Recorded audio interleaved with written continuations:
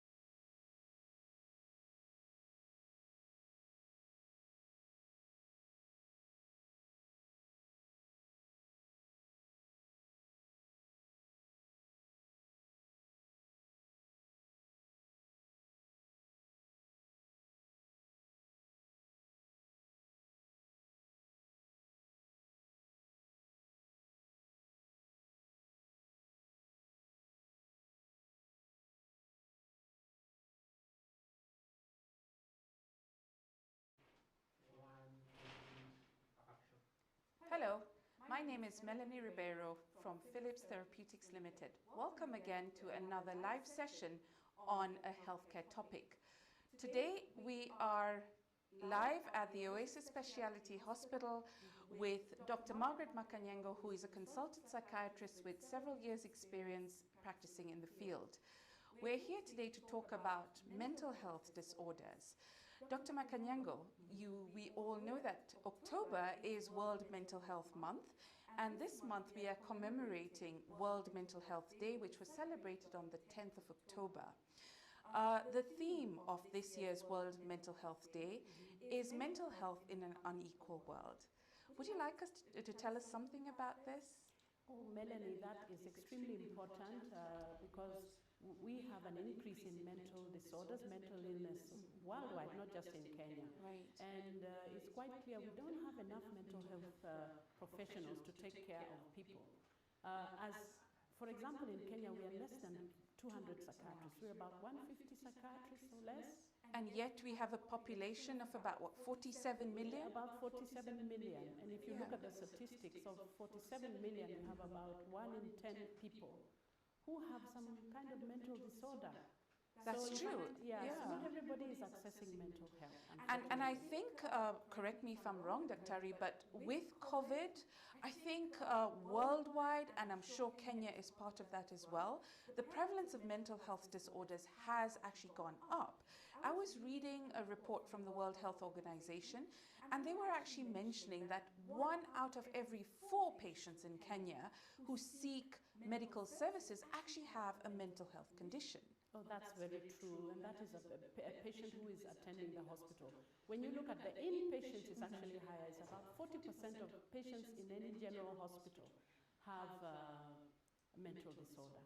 And COVID definitely has contributed, because in our practice we are seeing an increase in number of mental patients because of COVID. And the reason is obvious. I mean, here's a disease which is so contagious, and it's affecting our daily lives, our work, the way we socialize. You can't go to church, you can't go to work, you know. Of course not. You can't even, you have to leave your healthy, normal activities like sports, etc., to go home early, you know. So it's really impacted on the whole society. I'm sure. And yet COVID seems to be here to stay. So we really need to figure out what are the things that we can do to improve our mental health.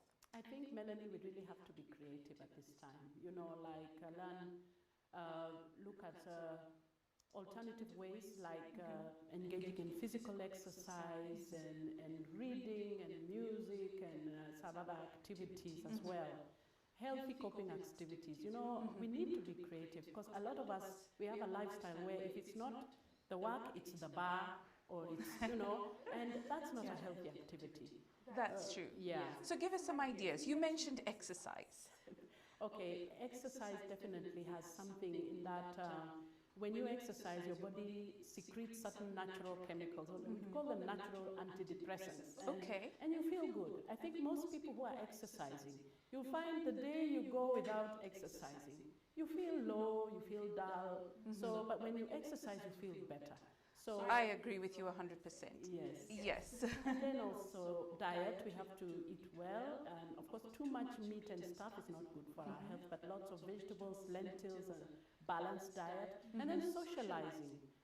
We need to socialize with positive people and positive things. Like if we are on social media and movies, let's look at good movies and positive kind of sites, because you know sometimes the social media has negative. That's true. A lot of negativity. You know, some of the crime, murder, and some of these kind of movies on the social platform trigger mental illnesses. Oh, I see. Oh, yes, definitely. So we have to be careful what we watch and what we enjoy doing. Look for hobbies that are healthy and that enable us to enjoy. So, wonderful. So tell me, Dr. Makanyengo, what could be some of the common mental health disorders that we have in Kenya? Okay, one of the commonest mental disorders we have in Kenya and globally, I would say anxiety disorders. You know, anxiety is usually comes about when you're stressed, and some little anxiety can be fine because it enables us to cope, to function on a daily basis. But when it's too much anxiety, it can create symptoms in you like lack of sleep, palpitations, restlessness, you cannot settle, you cannot think properly, you cannot function properly. That's when now we call it a disorder. So anxiety is common. Then depression. Depression is common to a point that even suicide has increased as you've been checking the media. Right. Between April and June this year, over 500 people committed suicide in this country. Wow, that's so huge. We are concerned about suicide, increasing suicide, and those are some of the common conditions. And then drug abuse, alcohol abuse. Because some people have depression and they try to abuse drugs to feel better, and they don't know that they have depression or anxiety. Right, yeah. right. So they self-medicate only to feel worse. Drugs and alcohol like cannabis, Mirai and others, they cheat you that you're going to feel better, but after that you're going to feel worse, you'll be dependent, you'll get the withdrawal symptoms, and a bulk of them also end up committing suicide. That's really very sad. So what can we do? How can we help our patients? There are medications available for some of these conditions, but can we manage anxiety, depression, maybe if they're mild forms, without medication initially?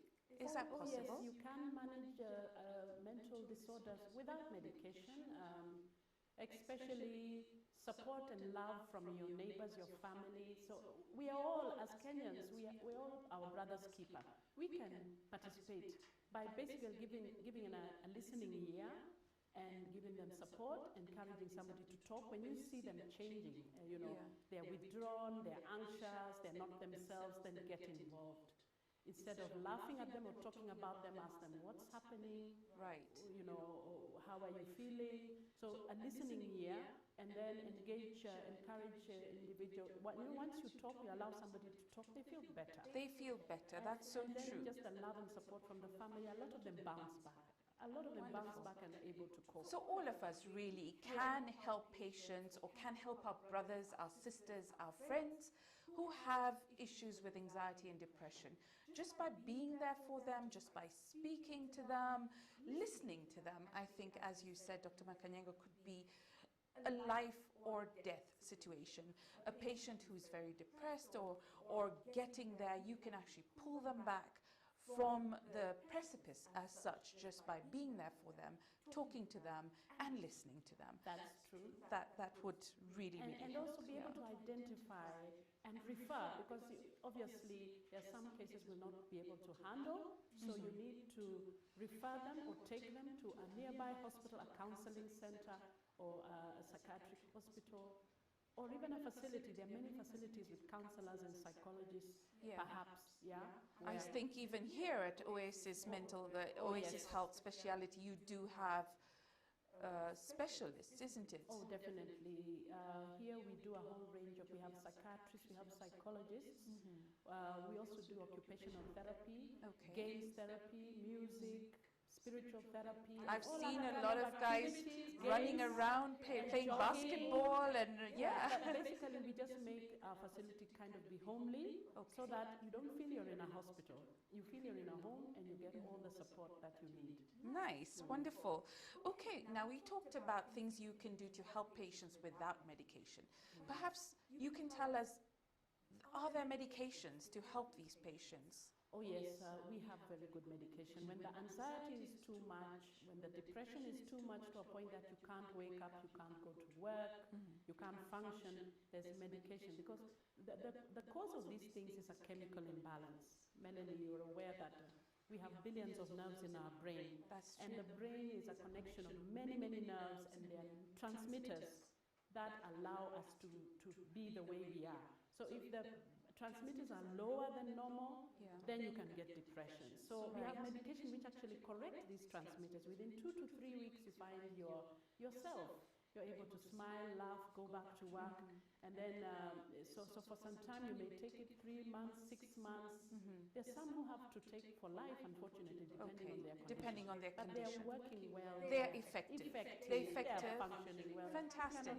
So there's hope. There's hope. Basically, if a patient has mental health disorders and the counseling, the talking, being there, is helping but not sufficiently, we have medication that are helping That's our true. patients. That's Now, true. some patients who take these medications do experience some side effects. Maybe you could comment on that? Oh yes, Melanie, there's no medicine which doesn't have side effects. That's true. Even paracetamols and all those. But the important thing is to alert the patient early enough about the side effects. Not all of them will experience those side effects. True. But even when they do experience, you advise them what to do. In some cases, the body adjusts. Within 3 to 4 weeks, you find somebody is able to now not feel the side effects. Yeah. But for those whose side effects are persistent, we change to a medication that is a lot safer. So that they're able to still So they get should better. basically talk to their doctors. I know we have a lot of newer medications which are much better tolerated as well than some of the older medications that we used to use 30 or 40 years ago when we started, right? Yeah, that's true. So there are many options out there for our patients, and they should not feel that, you know, they need to suffer through.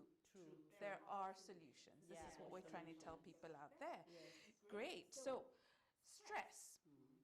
Stress is a major factor when it comes to mental health disorders, am I right? Oh, definitely, Melanie. Everybody experiences stress. Some stress is good for you, you know. No stress is bad for you. If you're totally not stressed, you're just going to be like a deflated balloon sitting and doing nothing. But too much stress is dangerous, especially if it's continuous and it's cumulative, because that's when you can now develop a mental illness. Because your body cannot cope anymore. True. Yeah. True. Yeah. So what are some of the things that we can do? Again, we're boiling down again to things like exercise, which are major stress relievers, you know, playing games and all of balance that. your life, have enough time. The normal working hours are okay, but you have to have a break in between and do something else. If you're working, there are people who are workaholics that, you know, they're working until late hours in the night, they don't have enough rest. You have to have enough rest, enough sleep, enough water, enough social life, and we're talking of healthy lifestyle. Yeah, so the balance in your life basically is very, very important. To minimize stress. And spirituality, interestingly, spirituality has been scientifically proven to reduce stress in individuals by 29%, and they live longer if you are not spiritual. So I think a holistic life, a wellness life includes spiritual, exercise, diet, jogging, take enough water, etc. Okay, great. So how do I, as an individual, realize that somebody in my family, one of my friends, one of my co-workers is developing a mental health condition, and how can I help them? Melanie, if you stayed with somebody for a long time and you know them well, when they change, you've noticed they don't wake up as the time they used to, they're more irritable and aggressive, they lock themselves in the room the whole day. A change in the personality of the person, that tells you that something is happening that's not right. Okay. They can't go to work, you know, you have to get involved, we have to ask, we have to find out what's happening.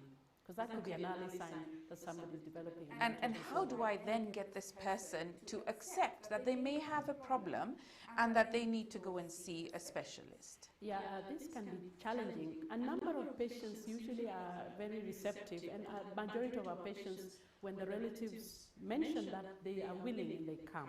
But we have a group of very sick patients who have to literally be carried here, literally. Yeah. But the beauty is that when they improve, they are so thankful. Within a week or so, you find, you know, the patient is so thankful that I'm glad you helped me, you know, now I'm well. So it depends on the patient. But we all have to be involved in encouraging them. Wonderful. So, Dr. Makanyengo, apart from what we've talked about, the stress, maybe the alcoholism and the drug abuse and all of that, what else can trigger a psychiatric or a mental health condition? The commonest is just too much stress, genetic, you know, there's a family history. Sometimes your grandparents or your parents had a similar illness. Okay. So there's a 10 to 50% of a chance For example, somebody with bipolar disorder to inherit bipolar disorder. Wow, okay. And then alcoholism, we've noticed, you find an alcoholic coming in, his grandfather was alcoholic, his father was alcoholic, so the genetic factor is definitely makes them more vulnerable okay. to illness. But it doesn't mean that if my grandfather was an alcoholic, definitely I will be as well. I mean, obviously there are things. Yeah. But we try to tell patients, if you have family history of mental illness, then take care. Get involved in a wellness program. Avoid stress. Right. Have people to talk to. Because then you're more at risk. That's the truth, but you can prevent it. You can prevent it. Yes. Now, let's talk about chronic diseases. We have a number of patients in our country who have HIV, diabetes, cancer, and so many of these other chronic diseases. There is an aspect of depression and anxiety that comes with the diagnosis of these chronic diseases. Could you comment on that? Oh yes, a lot of patients with chronic diseases have also a mental illness, disorder of some kind, normally depression and anxiety. But if during diagnosis, we should first of all, before you even diagnose somebody with a chronic illness, whether it's HIV or cancer, you have to engage them early, talk to them, tell them what you're going to test for, and then tell them, in case they're positive, how you're going to handle them. Because once you prepare such a person, and then they give consent, when you prepare such a person, they tend to take it better and able to cope better and less likely to develop long-term mental illness. So it's also very important for our healthcare providers to actually talk to the patients prior to even doing the diagnosis if they do suspect any of these chronic illnesses. I'm hoping that we are offering counseling as well to some of these chronic illness patients. All illnesses, I believe counseling should be offered in all hospitals to all patients, because that is a way of mitigating or reducing the chance of developing psychological problems. We're getting a number of questions in from our audience, Doc, so I'm going to just read out some of them to you, and if you don't mind, you can just try and answer them. Especially in COVID, during COVID times, people are asking, how do they ensure that their mental health is safeguarded? What we just said is just engage in a wellness program, engage in a routine, create a routine. You know, when you wake up, you say, okay, there's lockdown, we need to be in the house. Sit with a pen and paper and develop a routine, right? So when you wake up, don't zuba. You know, when you zuba too much, some exercise, some reading, engage your children, your family, you know. And right now with the technology, these Zoom meetings, you find a lot of people are able, have discovered they can actually work from home. That's true. And again, others are even marketing. I've seen people who are marketing their wares on Facebook. And so then, much of it. so that you sell your product, you just send a rider and somebody's able to, you know, creativity. True. So let's be creative, and there's so much we can do, and you find your day ends when you're actually feeling a lot better. I'm actually concerned about some of our elderly patients. You know, we have a lot of elderly relatives, and you're talking about, you know, going on social media, Facebook, Zoom. Many of them don't know how to do any of this, and they could be alone in their houses, they don't have any interaction. How would you think the rate of depression in these elderly patients would be higher? Definitely being alone, that is one of the contributing factor, especially to the elderly. But interestingly, Melanie, I was up country during lockdown time, and I found people, the elderly, they're just managing well because they go out to the garden, they farm, you know, there's so much to do. Up country. That's up country. In Nairobi, they're probably locked in a small apartment somewhere. Yes. Their kids or, you know, grandkids or whoever are scared to go and visit them because they might infect them. And truly, a number of them have depression, have had major depression. It's really been an issue. So you're quite right. that something we have to be creative in how we to engage our grandmothers and our elderly. At home during this difficult time. Because I think they miss that personal interaction, because all their lives they've been, so used to interacting with people, and now people are saying, well, I can't come and see you because I might bring you COVID. That's true. They're at higher risk and all of that. So let's try and get them vaccinated so that maybe they can actually go out and relate to that. Okay, great. We have a question about corporates. Could there be a role that corporates could play in the mental health of their employees? Oh, that's a good question. I used to work in Kenyatta in mental health, and what we had an employment assistance program and a counseling setup, so that any staff member who needed help, needed to talk to somebody, would actually seek help. I believe every corporate and every institution should have a mental health unit. It should not just be hospital-based, company-based, institution-based, school-based. Because right now we've had kids actually with depression. The youngest child between who I know committed suicide is 9 years old. Oh dear. So school-based, institution-based, corporate-based. We need mental health services in all these facilities. At least a counsellor, somebody they can talk to if they had an issue. A psychologist or a counsellor. And as you said, as a peer, be there for your colleagues, be there for your friends, be there for your relatives as well. Okay. We have another question from one of the audience, and she says that her mum has been withdrawn ever since losing her job. How can she help her? When one loses something, not just the job, it could be losing your house or lose a loss, you're likely to be depressed, and some even get loss and grief. But also just losing a job, where is she going to get her income? So definitely she needs help, she needs somebody she can talk to, and if possible, she can come in for assessment so that we can see the degree, the earlier she comes in, the better, because then we can just do an assessment and be able to do an intervention in good time. Otherwise, it's likely to get worse if not well handled. Right. So the suggestion is let the patient come in and then they can be assessed. Perfect. Thank you. We have a few questions about children and adolescents. So one of the questions is, does the environment my children grow up in have an effect on their mental health? Oh, definitely. Even just a home environment where there's violence, there's poor parenting, the parents themselves are not even communicating, those children are likely to develop mental problems. And we see them with a lot of bitterness, a sense of rejection, and they develop problems. So the home environment is one. That's why we encourage that a happy family with parents who are communicating and, is likely to prevent mental disorders. But as well as schools, right now we have a problem with the school environment.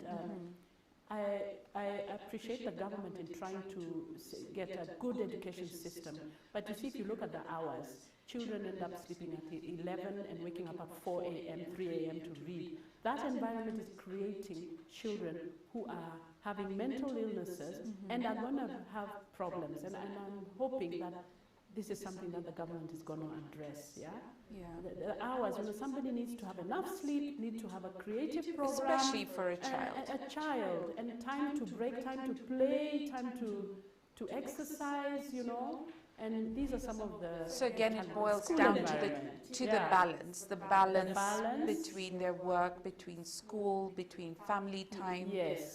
And the proper psychological needs of these people have to be addressed. Even as we develop curricula and all that, we have to include them there. And the parents also being so busy that they don't have time to spend with their children, to talk to their children, to find out what's happening in their children's lives, at the end of the day, how was your day? Yeah. What did you do? You know, that kind of thing I think would make a big difference as well. True. Yeah. We have to nurture these children. That's true. Yeah. So again, still talking about children, but now going to adolescents, there's a question about peer pressure. And, you know, can peer pressure really affect these children? And I think here the issues about drug abuse, substance abuse. Of the children we're having, the majority of the patients we have admitted to drug abuse, they started it in school. And it's from a friend. So peer pressure is one of the leading influences that expose people to drug abuse, etc. So that is a core area that we have to address in school by the mental health unit, like we say, should be in every school, and children should be given life skills and social skills to be positive peer influences to their schoolmates, and that's my feeling. Yeah. So that a kid comes from school with a positive outlook and that would help. Okay. So let's try and get our school children to be more positive and to be a positive influence on their peers rather than a negative. Let's try and reduce the bullying as well, isn't it? Bullying is so traumatic. I tell you, Melanie, when you see kids coming here, they're bullied by the students, it's just so bad. And unfortunately, some teachers turn a blind eye, and the headmaster would even laugh when you report, "Oh, my son was bullied." He says that's normal. But really? We get that, we receive that, and so the kid comes forward so traumatized, then suicidal. So this is something that the government have to take on very seriously. True. Okay, so I hope that message has landed for any teachers out there, any students out there. Let's try and reduce the bullying. Let's have a positive peer pressure rather than a negative, so that the psychological aspect of the children in school is addressed. Exactly. So we have somebody who's asking about post-traumatic stress disorder, PTSD, and they're asking, can they fully recover from mental illness, especially after being diagnosed with PTSD? Post-traumatic stress disorder is so bad, Melanie. We see it a lot in people who have been exposed to life-threatening events like the refugees, where they come from, the horror stories, what they go through. So these are just symptoms that you develop after a trauma. And they can really make you not function. You can't leave your house. You tend to avoid situations that remind you of the symptom. You tend to be so sensitive. Any loud noise makes you jump. And you're so sensitive, and then you keep re-experiencing that event. For example, if it's an attack by some people who attacked your home with gun, you keep hearing it, you just keep re-experiencing. Right. So it makes you like a prisoner. You can't leave your house, you're constantly suffering. Yes, we do help them. First is to remove them from that environment. That's the first thing. Put them in a safe place. And then give them their basic needs, and then they need some counseling, interpersonal counseling, therapy, where they're able to get back to normal and just build on the reserves that they have. We all have reserves to move on in life, and just support them in building up on the reserves. Some need medication because they are so anxious, they can't sleep, they are so scared, and we give them medication. And we can give them something to help them. But it would take long. Some recover soon, 1 year, others can take 4, 5 years, or many years, but it depends on the environment, where they have their basic needs and the support that they have. And the support. I think the support could be very, very important. Yes, but yes, they can recover. They can definitely recover. That's wonderful news. That's very positive for our patients. So at least they know that there's hope. With the right support, with the right counseling, and the right medication if necessary, anyone with PTSD can really recover. That's wonderful. So, can mental illness resolve on its own with improved life circumstances? Oh yes, we've had people develop a mental illness maybe during a specific time as a result of a specific pressure or environmental stress at that time, and after that subsided, even without medication, it subsides on its own. Perhaps. So yes. So if whatever is causing that patient the stress in the first place, if it goes away, then the patient could actually recover. Yes. Okay, that's great. The questions are flowing in. Okay, so as a parent, how do I take note of my child's changing behavior and their mental health? You have to understand your child. It depends on the age of your child, you know, like the age of a 5-year-old, a 10-year-old. A 5-year-old will play, will interact, will laugh, will be, you know, running around. When you find a change, that the child is no longer playing with other kids, that the child is crying a lot, and even, it may not even be you, even the teacher will tell you, your son is not doing so well. Academic performance goes down. Goes down. There's change in this child, then you know that there is a concern, so you have to find out why. And we have to relate with the child in a way that they're free, because we've come across cases where a child is being abused sexually or whatever, and the child is so terrified, cannot tell the parent, but it's the teacher who's the first person who can detect, oh, there's something happening. So you see, as parents, we have to really be close with our children and listen to them and believe them. You know, not just cane a child whenever they or when you see a change in a child, be concerned and look up why are they changing. Right. And and ask for help if you can't handle it. I mean, obviously, not every parent and you know are capable. You may not be capable of handling every issue. There are people out there who can help them. There are counselors, the church, the mosque, or whichever religious, as you said, the spiritual guidance counselors as well, can really give some help. And we have child therapists who are able to actually, through games and drawings and toys and engaging the child, are able to come out with a diagnosis. And realize from this drawing, this picture basically tells you that the problem is the parents, or the problem is another problem. So you can find a different way to get the child to disclose what the issue could be. Okay, so there's a question here about, can people with mental health issues be effective at work? Yes. Again, I really commend Kenyatta National Hospital, where I used to work. Yes, you were head of department there for a long time. There are people we were managing with mental health, chronic mental health issues. They were on medication. They were so effective and they were working well. So it does not mean that if you have a psychiatric condition and you're on medication, you have to be stigmatized and sent home. No. Yes, with medication, you can work. And a lot of people around us are under medication, but you can't know. So we have professionals, and leaders who are under medication for mental disorders, but they are so well, you cannot tell. So yes, they can work.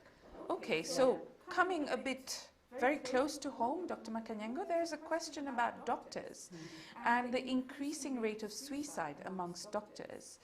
And there's people are asking, could there be a mental health issue involved? That's a good question, because there's a big concern now for care of the seen or interacted with so many patients in one day.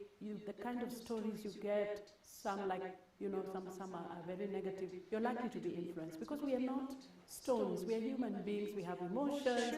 There's this feeling armored. Therapy in mental health, we're supposed to have therapy every week, but a lot of us are not doing that, you see. Right. So the healthcare provider is extremely important.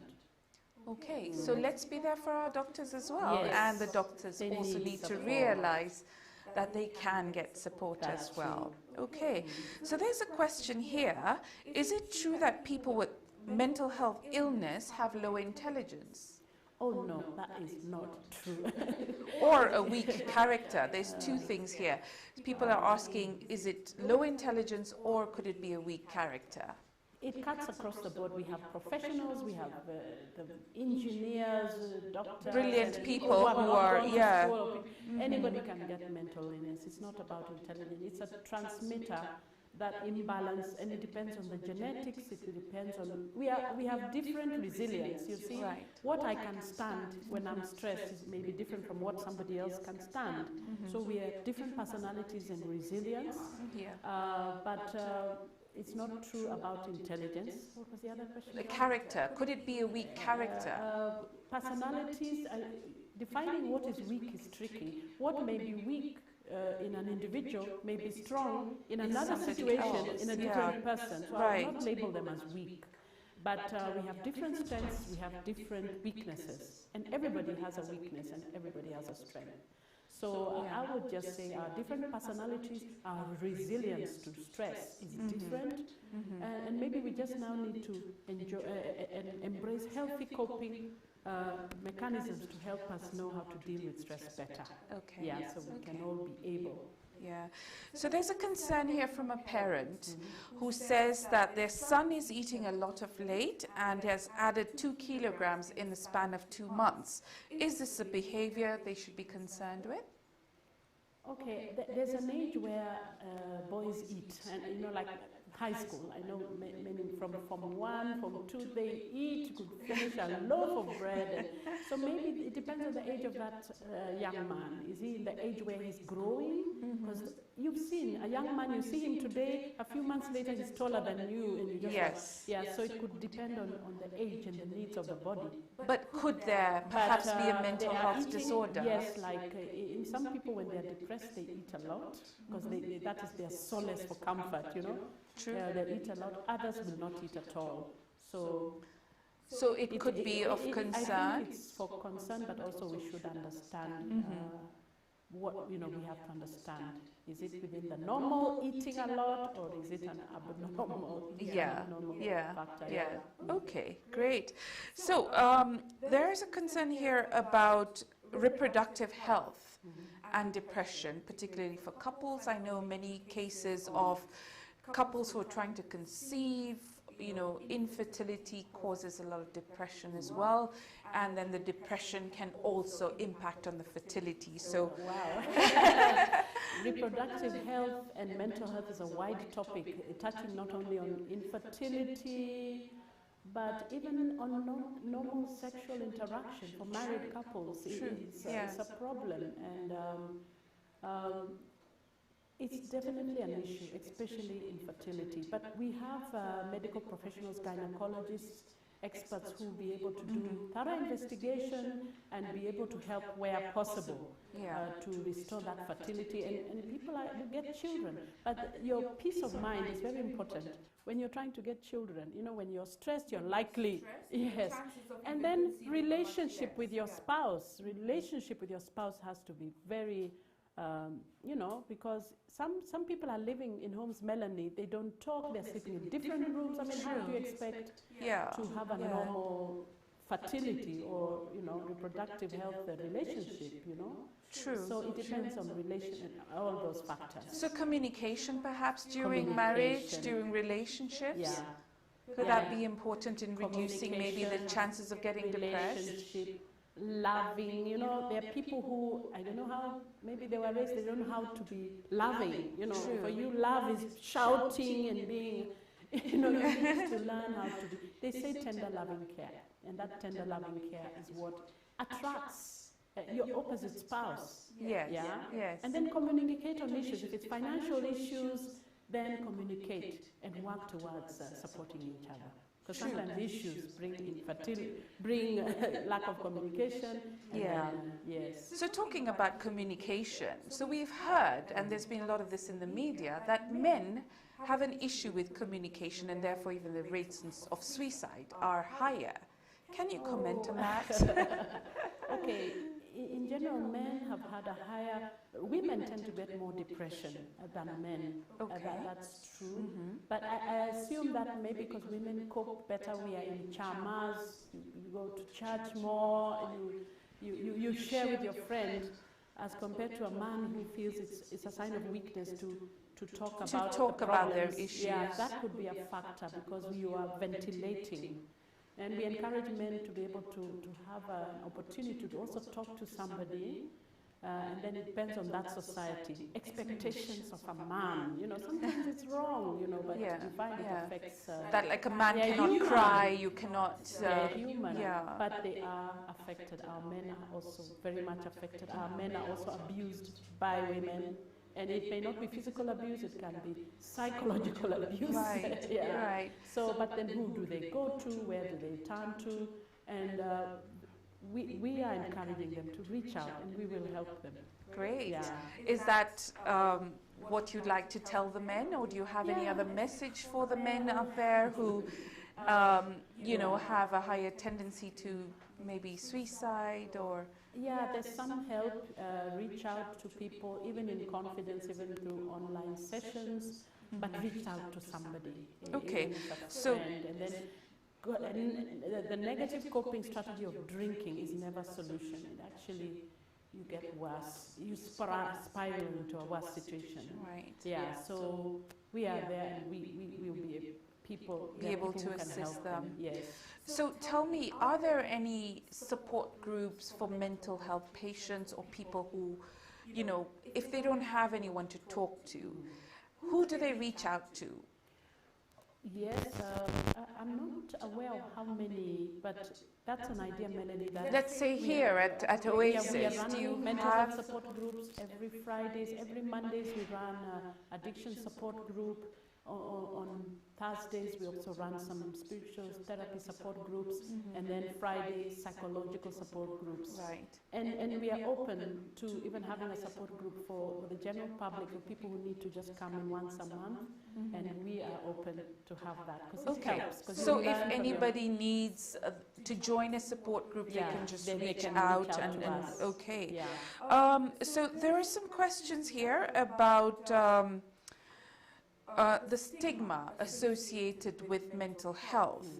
And people are asking, why is mental health not treated like any other illness? Why are we stigmatizing mental I health? think it's just a negative attitude, and we have very negative names for people with mental illnesses, like Mwendazimu. In other communities, you know, you find that your local language is usually a very bad name, but that's not fair, because the brain, just like any part of the body, can go sick, you know? It's not like, and then again, anybody can get sick. So if you're laughing or stigmatizing somebody, what of yourself?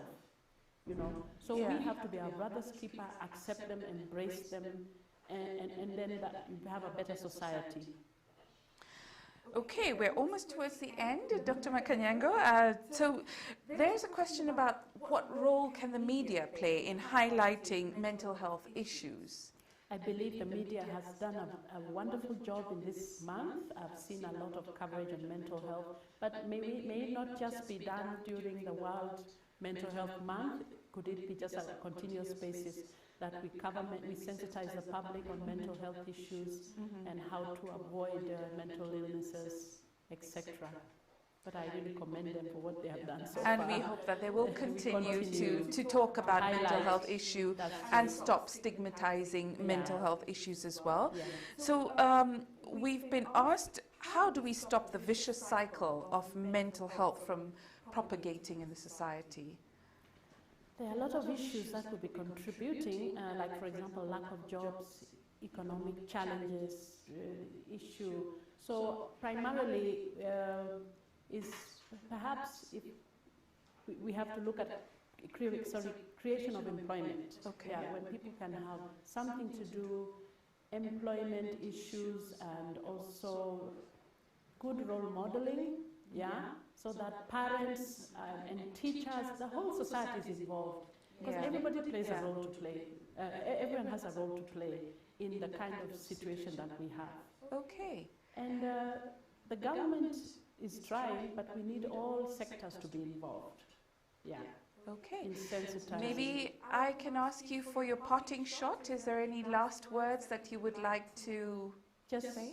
To remind everybody, you're your brother's keeper.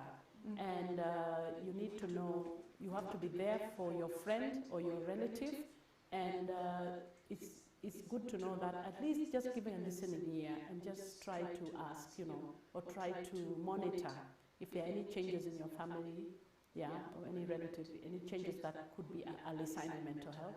And you know, understand what are the signs of mental health, and then know that there place you can refer the patient, or even through online sessions, there are places you can contact, the patient can contact to get help.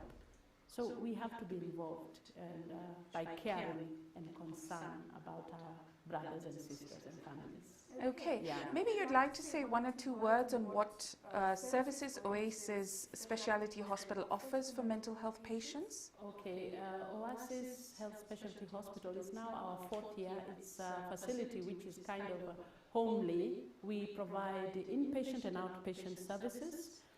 For outpatients, you can come in, be assessed, be seen, get treatment, get either counseling or medication or both, and then you go home and we follow you up. We also admit patients who are having addiction, depression, bipolar disorder, and other conditions. But our facility is kind of a homely facility. We have a lovely environment with trees and birds and fresh Beautiful air. gardens. Beautiful gardens and lots of games, basketball, table games, you know, among other activities, physical therapy and others. And we try to encourage our staff to be friendly and loving, because I think ideally this is the kind of environment that one needs to recover.